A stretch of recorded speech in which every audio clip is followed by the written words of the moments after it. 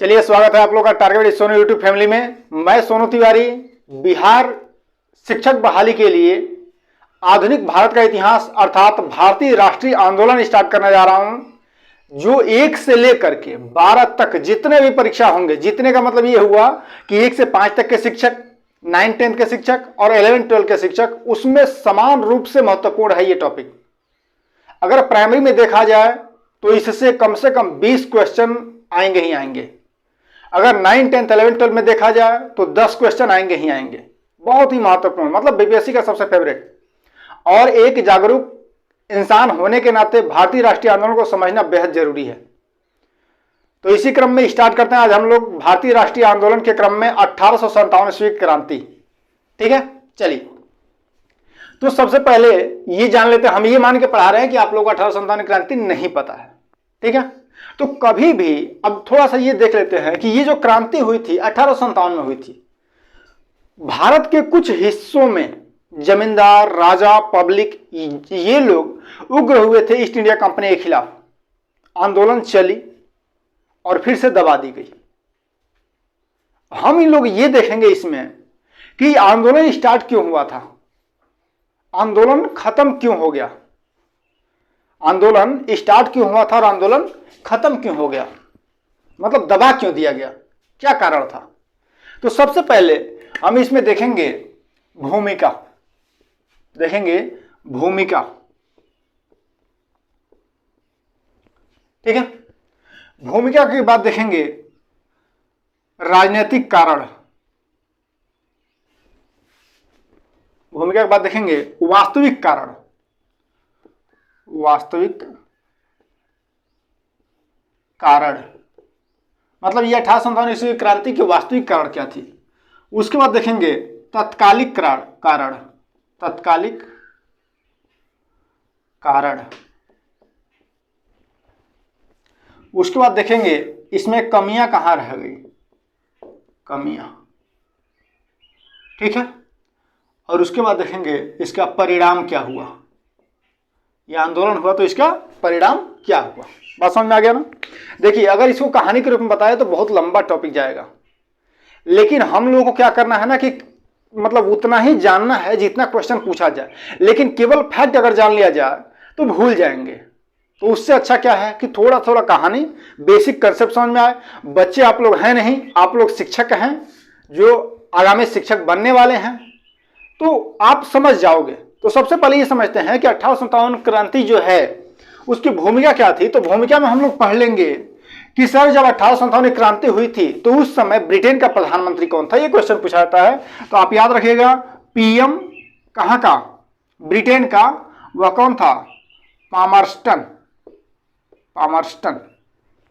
ठीक है सर, जब 1857 क्रांति हुई थी उस समय ईस्ट इंडिया कंपनी का गवर्नर कौन था, कैनिंग। कौन था, कैनिंग था। सर भारत में उस समय सेनापति कौन था, तो वो था कैंपबेल, कैंपबेल। सर उस समय तक भारत का बादशाह कौन था, बहादुर शाह जफर, बहादुर शाह द्वितीय इसको कहते हैं, जफर। ठीक है, तो पीएम कौन थे ब्रिटेन के, पामरस्टन। भारत में गवर्नर जनरल कौन थे, कैनिंग। भारत में ईस्ट इंडिया कंपनी के सेनापति कौन थे, कैंपबेल। भारत में उस समय बादशाह कौन थे, बहादुर शाह द्वितीय, नाम मात्र के ही लेकिन थे। तो ये हो गई हमारी भूमिका। जब हम क्या करेंगे, इस 1857 क्रांति पढ़ेंगे। अब देखेंगे वास्तविक कारण। तत्कालिक कारण आप लोग जानते होंगे कि एक तत्कालिक कारण में, तत्कालिक कारण थोड़ा सा बता देते हैं। तत्कालिक कारण क्या हुआ था कि बैरकपुर में, बैरकपुर कहां है, बंगाल में है। बंगाल में कलकत्ता से लगभग 100 किलोमीटर के करीब है। बैरकपुर में एक सैनिक थे जिनका नाम था मंगल पांडे। मंगल पांडे को कहा गया कि आप राइफल चलाओ, जिस राइफल का नाम था एनफील्ड राइफल। ठीक है, और उसमें जो कारतूस होता था, जैसे मान लो ये कारतूस हो गया हमारा, तो इसका जो पीछे का भाग होता था इसको दांत से खींचना होता था, और इसमें गाय और सुअर की चर्बी लगी होती थी, चर्बी से बनता था। कारण क्या था ना, कारण ये था कि ग्लिसरीन टाइप में, मतलब मुलायम रहे हमेशा उसका कवर, इस ऐसे बनाया जाता था कि मूर्छा ना पकड़े, अंदर ऑयली रहे। ठीक है, और ये जब बात पता चली तो मंगल पांडे 2 अधिकारियों की हत्या कर दी। अब ये धीरे धीरे सुलगने लगा। उसके बाद से मेरठपुर के सैनिक विद्रोह कर दिए और यहीं से 1857 से क्रांति स्टार्ट हो जाती है। तो ये तत्कालिक कारण है, ये तत्कालिक कारण है। वास्तविक कारण हम आपको बताने जा रहे हैं जहां से क्वेश्चन पूछता है। तो देखिए, कहीं पे भी आप घर में रहेंगे या कोचिंग में रहें, कहीं पे भी अगर आपके खिलाफ कोई विद्रोह करता है तो एक दिन का विद्रोह नहीं होता है। जैसे मान लो कोई किसी घर में कोई सदस्य है, वो गार्जियन से कह रहा है कि हम आज अलग होंगे, हम आपके साथ इस घर में नहीं रह पाएंगे, तो इसके मतलब उसी समय किसी बात को लेकर के खुन्नस हुआ होगा। लेकिन ये खुन्नस 2-3 साल पहले से चला आ रहा होगा, किसी न किसी बात को लेकर के चला आ रहा होगा, तभी उस समय दिखा। समझ में आ रहा ना? तो हम लोग क्या देखेंगे? वास्तविक कारण देखेंगे। तो वास्तविक कारण में भी कई कारण थे। पहला देखेंगे हम लोग राजनैतिक कारण। राजनैतिक कारण, राजनैतिक कारण, ठीक है। चलिए, उसके बाद क्या देखेंगे? सैनिक कारण, सैनिक कारण। उसके बाद धार्मिक एवं सांस्कृतिक कारण, धार्मिक एवं सांस्कृतिक कारण। उसके बाद देखेंगे आर्थिक कारण, आर्थिक कारण, ठीक है। तो ये सब कारण हैं जिसको हम आप अभी एक्सप्लेन करेंगे। चलिए स्टार्ट करते हैं एक एक करके। राजनीतिक कारण, तो सबसे बड़ा तो राजनीतिक कारण ही था। कारण देखिए, 1757 में चलते हैं हम लोग, जब प्लासी का युद्ध हुआ था। 1757 में प्लासी का युद्ध हुआ था, जिससे बंगाल पर ईस्ट इंडिया कंपनी का, मतलब बंगाल पर अधिकार नहीं, बंगाल पे इनडायरेक्ट अधिकार हुआ था, मतलब कठपुतली राजा को बिठा दिया गया था। 1764 में चलते हैं, जब बक्सर का युद्ध हुआ, और उसके तुरंत बाद 1765 के इलाहाबाद की संधि होती है और शाह आलम द्वितीय से बंगाल की दीवानी ले ली जाती है। बंगाल की दीवानी क्या कर ली जाती है? ले ली जाती है। और जब बंगाल की दीवानी इनको मिल जाती है, बंगाल की दीवानी मिल जाती है ईस्ट इंडिया कंपनी को, तो द्वैत शासन लागू हो जाता है। और द्वैत शासन का मतलब क्या हुआ कि कुछ पार्ट ईस्ट इंडिया कंपनी के अधिकार में रहेगा और कुछ पार्ट राजा के हाथ में रहेगा। और कंपनी क्या ले ली? दीवानी ले ली, फौज ले ली, न्याय विभाग ले ली, और सारा डेवलपमेंट का काम किसको दे दी? नवाब को दे दी। यही से असंतुष्टि फैलने लगा। उसके बाद से धीरे धीरे आगे बढ़ा समय, आ जाते हैं कौन? लॉर्ड कॉर्नवालिस, और अस्थाई बंदोबस्त व्यवस्था लेके आते हैं। महलवाड़ी व्यवस्था आती है और रैयतवाड़ी व्यवस्था आती है। सर ये क्या था? तो अस्थाई बंदोबस्त व्यवस्था जो था, उसमें बंगाल, बिहार, उड़ीसा, झारखंड, पश्चिम बंगाल, अवध, ये क्षेत्र था, जिसमें कहा गया कि जमींदारों को अस्थाई रूप से एक डिस्ट्रिक्ट का जमीन दे दिया जाए, एक जिले तक का जमीन दे दिया जाए, और उनसे फिक्स लगान लिया जाए कि आप कितना हमको दे सकते हैं एक साल में। जितना, मान लो कि हम बोली लगा दी, हम जमींदार हैं कि हम 1 करोड़ दे सकते हैं साल में, तो हमको जमींदारी मिल गई और हम वो जमींदारी चलाते रहेंगे। जितना 1 करोड़ हुआ वसूलेंगे, उसका एक 10/11 भाग, ध्यान रखिएगा ये क्वेश्चन पूछा जाता है, 10/11 भाग हम ले जाकर के ईस्ट इंडिया कंपनी को दे देंगे, और 1/11 भाग किसके पास रखेंगे? अपने पास रखेंगे। अब यहां पे कंफ्यूजन क्या होता था?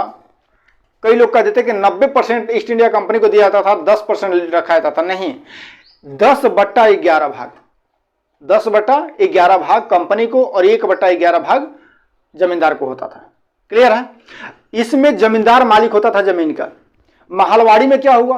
महलवाड़ी में एक ग्राम प्रधान जो होते हैं या मुखिया होते हैं, उस क्षेत्र का, उतने बड़े क्षेत्र का मालिक बना दिया गया मुखिया लोगों को, और जितने किसान थे उनसे टैक्स वसूल करके और लेके आने की जिम्मेदारी किसकी थी? उनकी। महलवाड़ी व्यवस्था हो गई। रैयतवाड़ी में कहा गया किसान डायरेक्ट स्वयं मालिक होंगे अपने जमीन का। और ये सब व्यवस्था में इतना शोषण हुआ। आप सोचो कि आपको जमींदार बना दिया जाए और कहा जाए कि आपको 11 करोड़ वसूलना है। कब? एक साल में। 10 करोड़ गवर्नमेंट को देना है, मतलब 10/11 हो गया, और 1 करोड़ आपको लेना है। आपको 10 ही करोड़ देना है ना, तो आप क्या करोगे? 20-20 करोड़, 30-30 करोड़ वसूलोगे। और जब 20 करोड़ 30 करोड़ वसूलोगे, उससे भी ईस्ट इंडिया कंपनी को कोई मतलब नहीं है।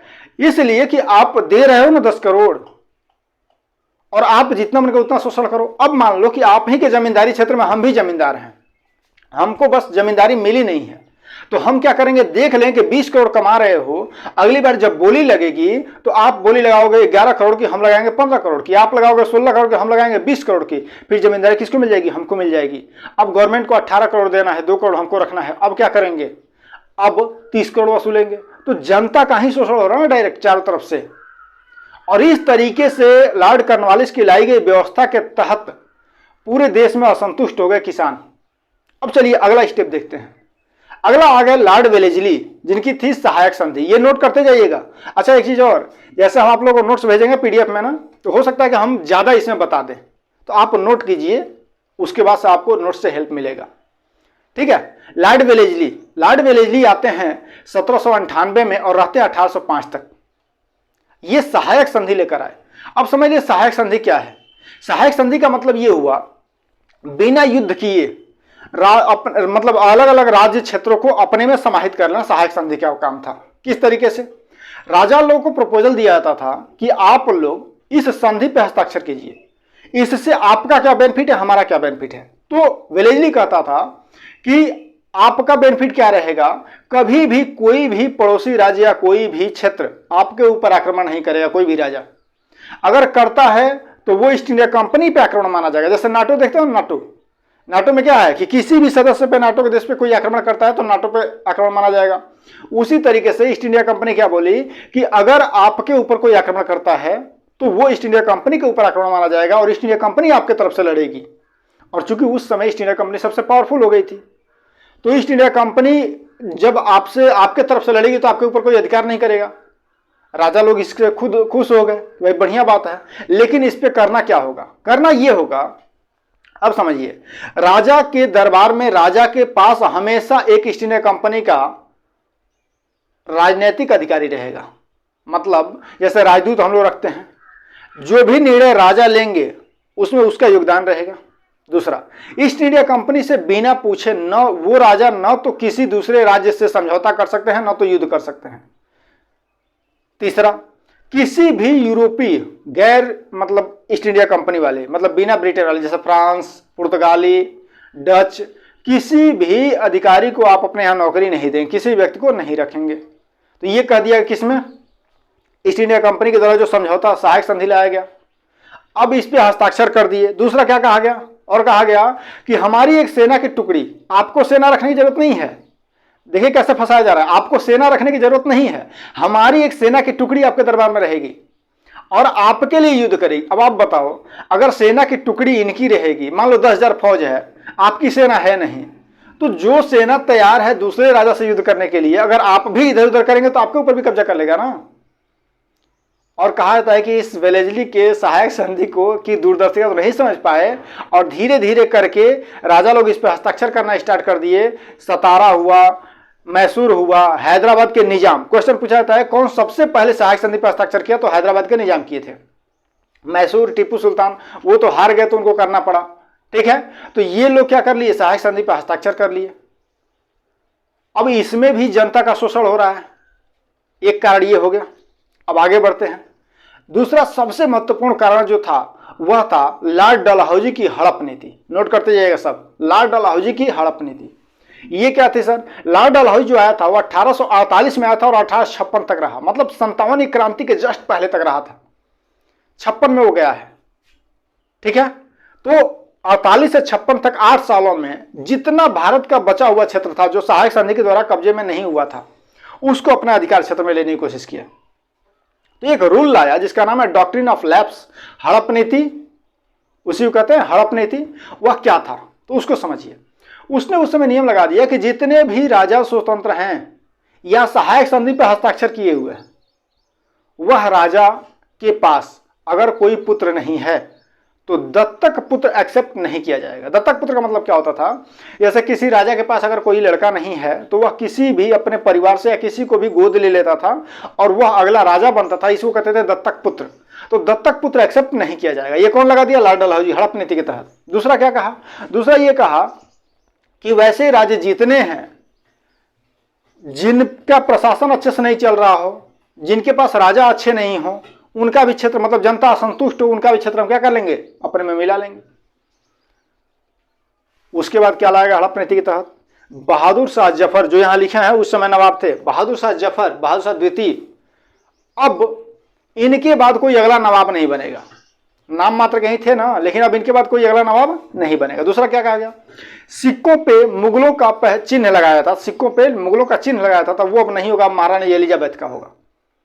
अब क्या, उसके बाद क्या कहा, इससे असंतुष्टि फैल रही है। उसके बाद क्या किया गया, जितने लोग हैं पेंशन पे पल रहे हैं अब उनको पेंशन नहीं दिया जाएगा। इसका प्रभाव किसके ऊपर पड़ा, नाना साहब के पड़ा, बहादुर शाह जफर पे पड़ा, इनके बेटों पे पड़ा। ठीक है, तो अब इस हड़प नीति के तहत धीरे धीरे करके सारे क्षेत्रों को हड़पना स्टार्ट कर दिया गया। सबसे पहला क्षेत्र जो था उसको हड़पा गया वो था सतारा। कौन था, सतारा। सतारा को 1848 में ही क्या कर लिया गया, डलहौजी अपने में मिला लिया। सबको मिलाया जा रहा था। सतारा, झांसी, झांसी में महारानी लक्ष्मीबाई थी, वहां पर उनको कोई पुत्र नहीं था, तो वो दत्तक पुत्र मतलब अपने परिवार से ही किसी पुत्र को गोद ली थी। और गंगाधर राव उनके पति जो थे, उनकी मृत्यु हो चुकी थी, तो अंग्रेज क्या कर लिए, झांसी को अपने में मिला लिए, जिससे उनको अंदर भी गुस्सा था। ठीक है, और इस तरीके से करके सभी क्षेत्रों को जब आपस में करके हड़प लिया गया, हड़प नीति के तहत 1856 तक जाते जाते बच गया अवध।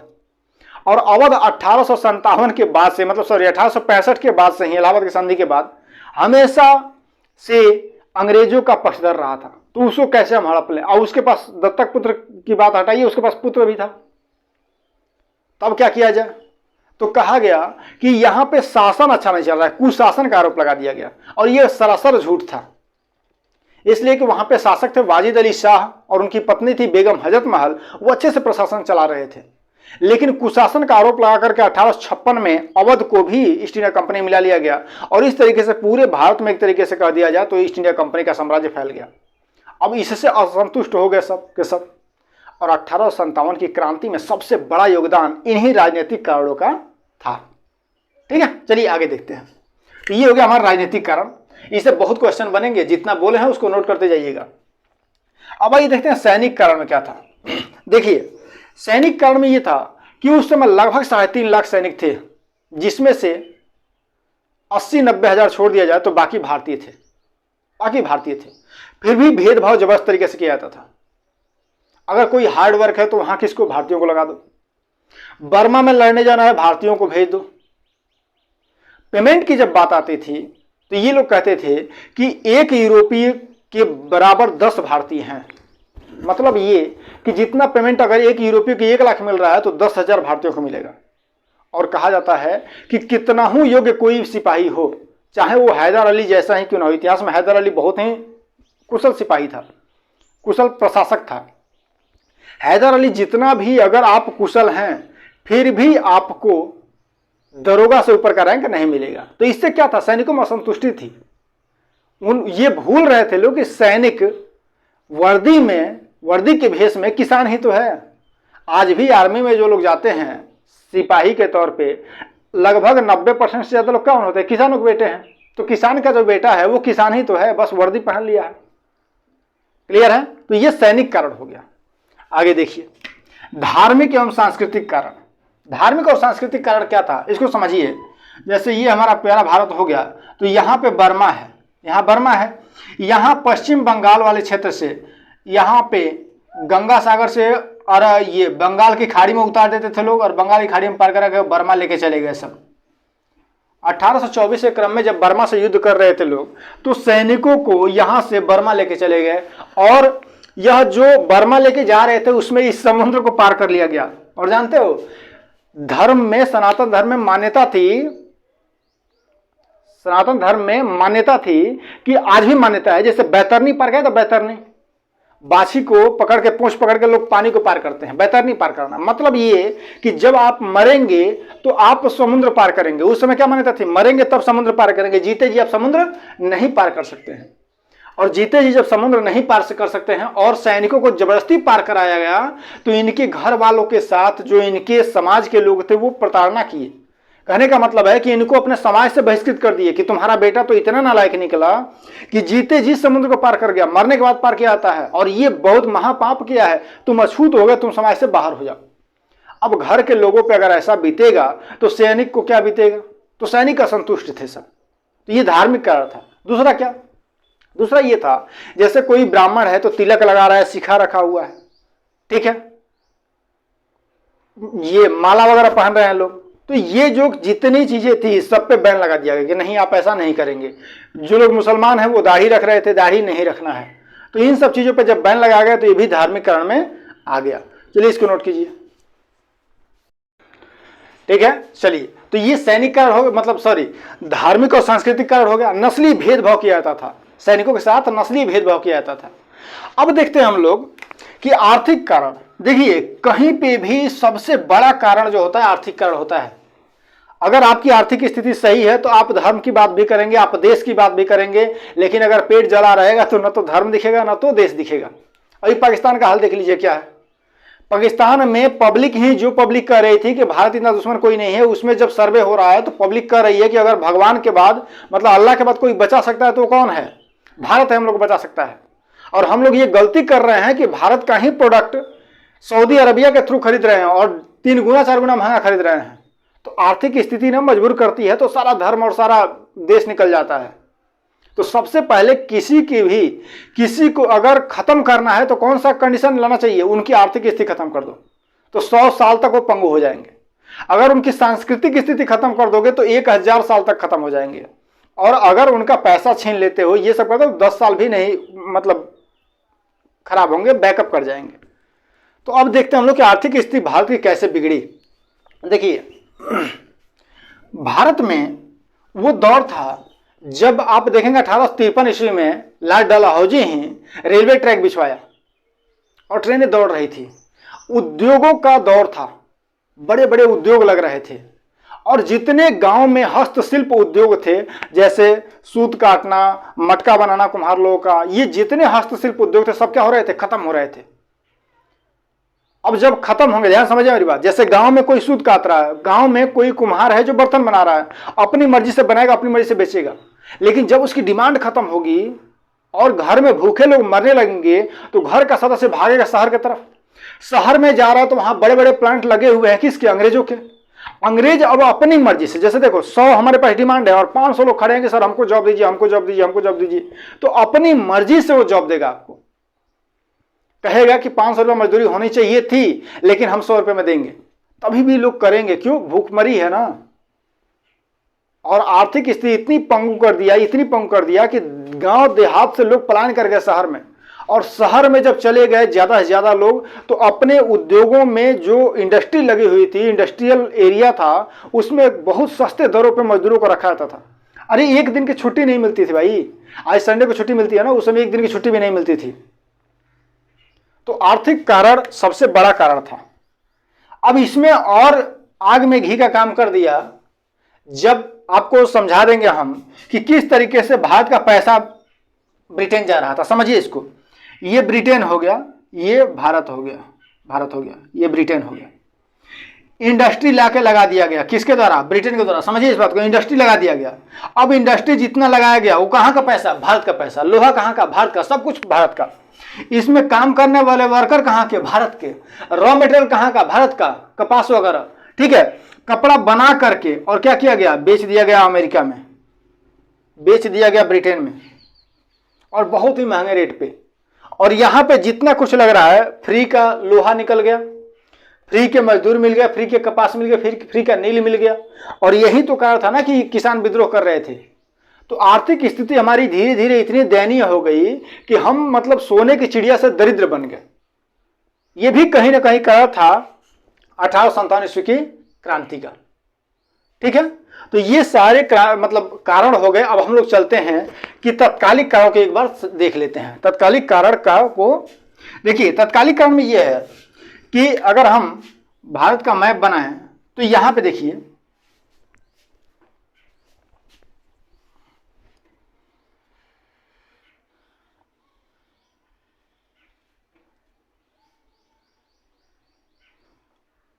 यहां बैरकपुर है, बंगाल के पास क्या है? बैरकपुर।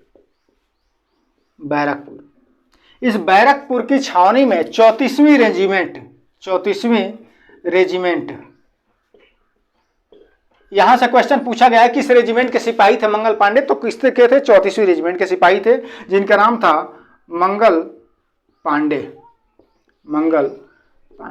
ठीक है।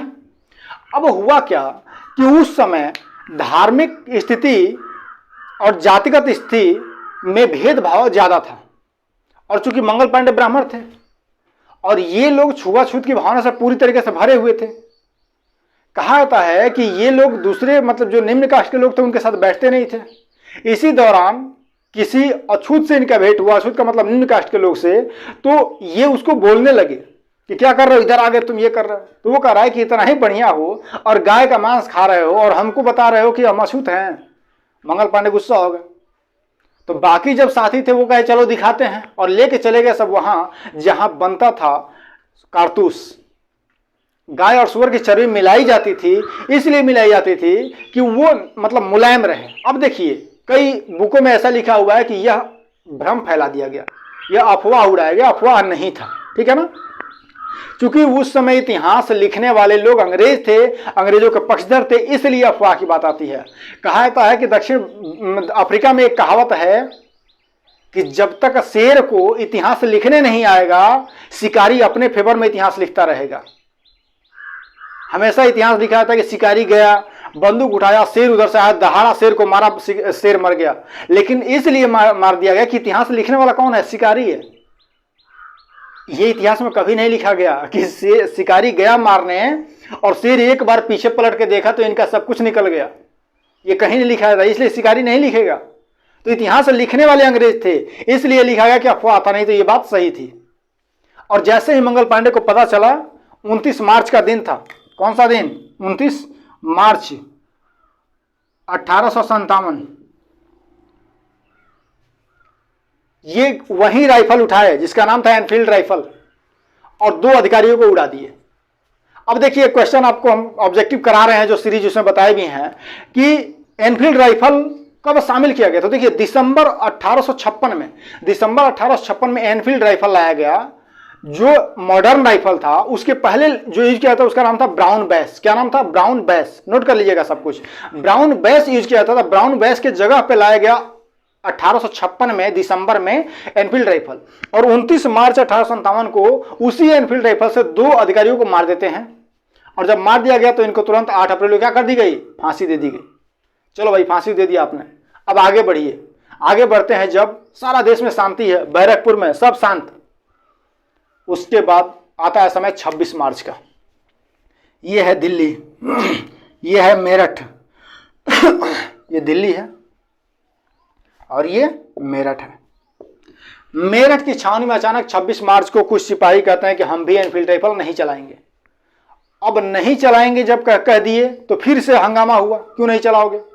और उन सबको उठाकर क्या कर दिया गया? जेल में बंद कर दिया गया। और 100 सैनिक मतलब लगभग 90 में से 85 को आजीवन कारावास, सश्रम कारावास दे दिया गया। सश्रम कारावास 8 मई को। कब? 8 मई को। और 10 मई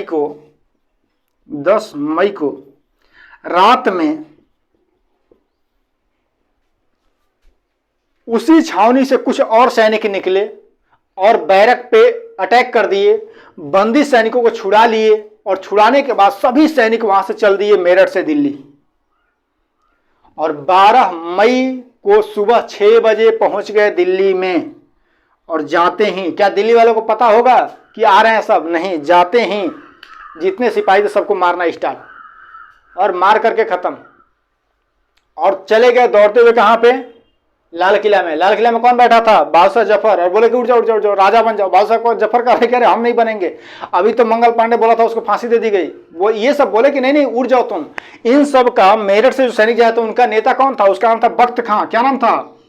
बख्त खां नेतृत्व कर रहा था। बोला कि नहीं आप ही के नाम से पूरा भारत एक हो सकता है, और वो उनको उठा दिया। बहादुर जफर नेतृत्व संभाल लिए। तो कहा जाता है कि बहादुर जफर नेतृत्व संभाल लिए किसका? 1857 क्रांति का। लेकिन वास्तविक जो सेनापति था वो कौन था? बख्त खां था। नेतृत्व करता बख्त खां था दिल्ली का, और दिल्ली पे अधिकार कर लिया गया।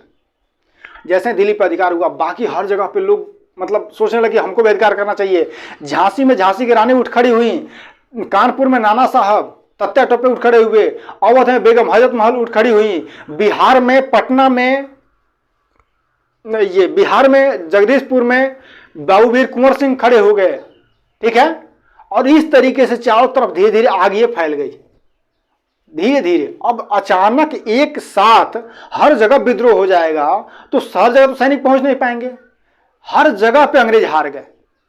तब अंग्रेजों को लगा कि ये तो बड़ी गलत हो रहा है, सारे सैनिक एक जगह ला करके एक पे अटैक करो और एक को जीत करके फिर दूसरे जगह पे जाओ। और कहा जाता है कि अंग्रेजों को लगा कि अब हार जाएंगे तो गोरखा रेजिमेंट को लाया गया और गोरखा रेजिमेंट जबरदस्त तरीके से लड़ी और धीरे धीरे करके सब पे फिर से अधिकार कर लिया गया 1858 तक आते आते। पूरी कहानी बताएंगे, बहुत लंबा वीडियो हो जाएगा। जो फैक्ट पूछ रहा है उसी को बता रहे हैं। आपको अब यहां पे ध्यान क्या रखना होगा कि सर नेतृत्व कहां कौन किया और कौन दबा दिया। तो समझिए, दिल्ली में पूछे तो दिल्ली में नेतृत्व बहादुर शाह जफर, ठीक है, दिल्ली में नेतृत्व बहादुर शाह जफर, लेकिन वास्तविक नेतृत्व करता बख्त खान। कौन लड़ा? Nicholson and Hudson. कौन लड़े उधर से? निकलसन एंड हडसन लड़े थे।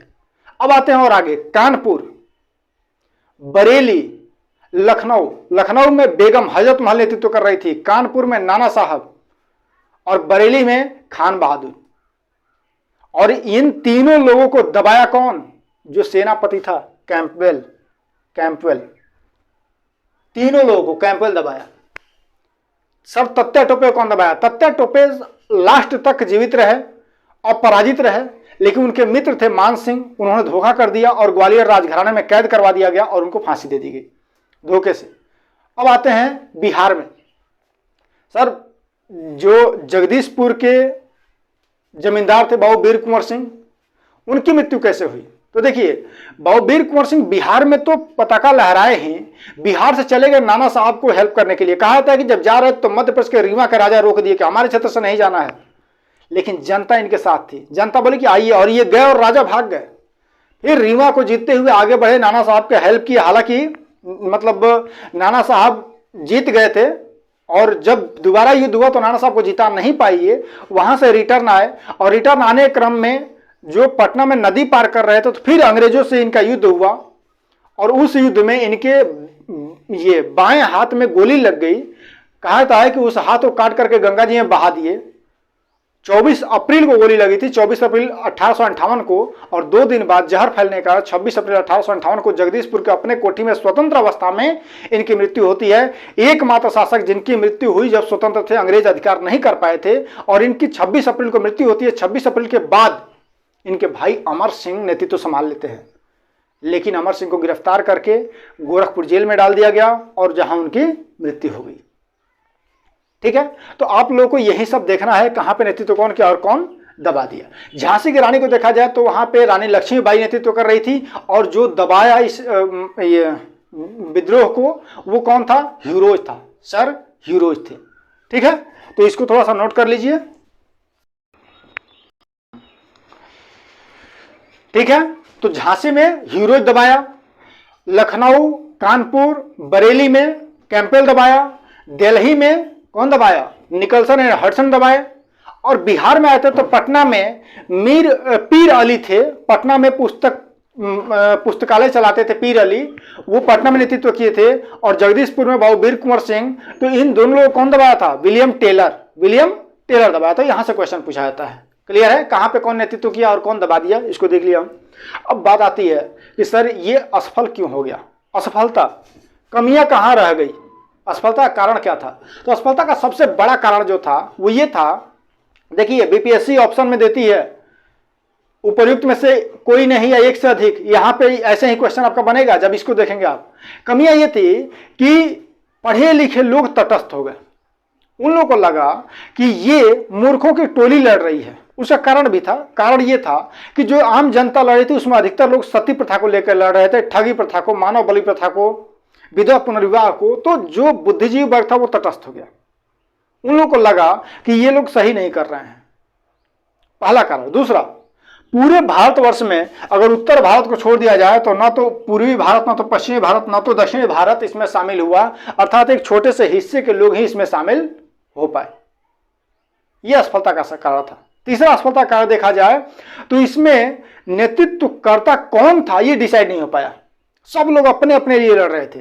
जैसे अपने अपने स्वार्थ के लड़ने के लिए अगर झांसी की रानी को झांसी मिल जाता तो कोई दिक्कत नहीं था, नाना साहब को कानपुर मिल जाता कोई दिक्कत नहीं था, जगदीशपुर मिल जाता, कुंवर सिंह को तो कोई दिक्कत नहीं था, बहादुर शाह को उनका पेंशन वगैरह मिल जाता, कोई दिक्कत नहीं था। सब लोग अपने अपने स्वार्थ के लिए लड़ रहे थे, कभी एक साथ बैठ के मीटिंग नहीं हुई और नेतृत्व कौन संभालेगा ये क्लियर नहीं हुआ। ये भी असफलता का मेन कारण था। गांव से जनता निकल रही थी जाकर के, और जो जमींदार हैं अंग्रेजों के साथ हैं उनको खत्म कर देती थी, उनका किला फूंक देती थी। उसके बाद क्या करे जनता, ये भी डिसाइड नहीं था। तो ये असफलता का मेन कारण हो गया। अब देखेंगे सर इसका परिणाम क्या हुआ। परिणाम बहुत बड़ा हुआ, और ये परिणाम हुआ कि कहा गया कि आज के बाद ब्राह्मण और मुसलमान को हम लोग सेना में नहीं रखेंगे। ब्राह्मण और मुसलमान क्यों? मंगल पांडे ब्राह्मण और बख्त खां मुसलमान। ब्राह्मण बैरकपुर में, बख्त खां मेरठ में ये विद्रोह किए थे। ठीक है, नहीं रखेंगे। दूसरा, जो रेशियो था पहले 10 संबंध 1 का, वह हो गया 5 संबंध 2 का। मतलब 10 सैनिक भारत के तो 1 सैनिक यूरोप के होते थे, अब 5 सैनिक भारत के और 2 सैनिक यूरोप के होंगे। इस तरीके से रेशियो कर दिया गया। दूसरा, पंजाब से, गोरखा से, नेपालियों से, इन सबों से सेना को भरो, बंगालियों से, बिहारियों से और अवधों से हटा दो। 1857 क्रांति में सबसे ज्यादा किस क्षेत्र को नुकसान हुआ था? वह क्षेत्र था अवध। कहा जाता है कि हर घर से कोई ना कोई मरा था, उसमें हर घर से कोई ना कोई मरा था। अब आते हैं हम लोग स्टेटमेंट देख लेते हैं कौन क्या कहा था। जैसे भारतीय राष्ट्रीय आंदोलन तो इसका नाम है, ये प्रथम स्वतंत्रता आंदोलन, इसको किसने कहा? बीडी सावरकर ने। बीडी सावरकर एक ऐसे इतिहासकार थे जो इसको, जैसे इतिहासकार जब आए तो कहा गया ये धार्मिक आंदोलन है, ये सैनिक आंदोलन था, इस तरीके से कह के भारतीयों का मनोबल को डाउन किया जाता था। लेकिन बीडी सावरकर आए, वह कहे कि यह प्रथम भारतीय राष्ट्रीय आंदोलन था, स्वतंत्रता क्रांति थी। ये कौन कहा? बीडी सावरकर कहे थे। और एसी मजूमदार, अंबिका चरण मजूमदार, ये कहे थे कि न तो ये प्रथम था, न तो आखिरी था, न तो स्वतंत्रता आंदोलन था। इसके पहले भी छोटे छोटे आंदोलन हुए थे। हाँ, ये है कि इसका रूप तो जो बड़ा था। लेकिन एक चीज रखिएगा, इसका सबसे बड़ा परिणाम ये हुआ कि 1857 के बाद भारतीयों को लग गया कि ये पूरा भारत हमारा है। सबसे बड़ा हमको ये लगता है परिणाम। नहीं तो सब अवध के लिए लड़ते थे, कोई बिहार के लिए, कोई यूपी के लिए, कोई दिल्ली के लिए। इस 57 के बाद लगा कि सभी लोग एक हैं, अंग्रेजों को भगाना है। मतलब पूरा भारतवर्ष की नींव कहां से पड़ी? उसी समय से पड़ी। ये पूरा है। नहीं तो आजादी अगर दी जाती तो अवध अकेले आजाद होने के लिए तैयार था, दिल्ली अकेले, इस तरह टुकड़ों में विभक्त हो जाता। और 1857 के बाद 90 साल तक अंग्रेज नहीं रह पाए। ये भी इसी का परिणाम था कि हम कुछ कर सकते हैं। इस क्रांति के बाद अंग्रेज अधिकारी एक बोला था कि हम तो इस तूफान के आगे बह के चले गए होते ब्रिटेन। वो तो धन्यवाद कहो यहाँ के जमींदार और सिंधिया परिवार को, ग्वालियर के सिंधिया, जो हमको यहाँ पे रोक के रख लिए, हमारे सामने बांध बन के तैयार हो गए। ठीक है, तो ये था 1857 की क्रांति। उम्मीद है आपको समझ में आया होगा।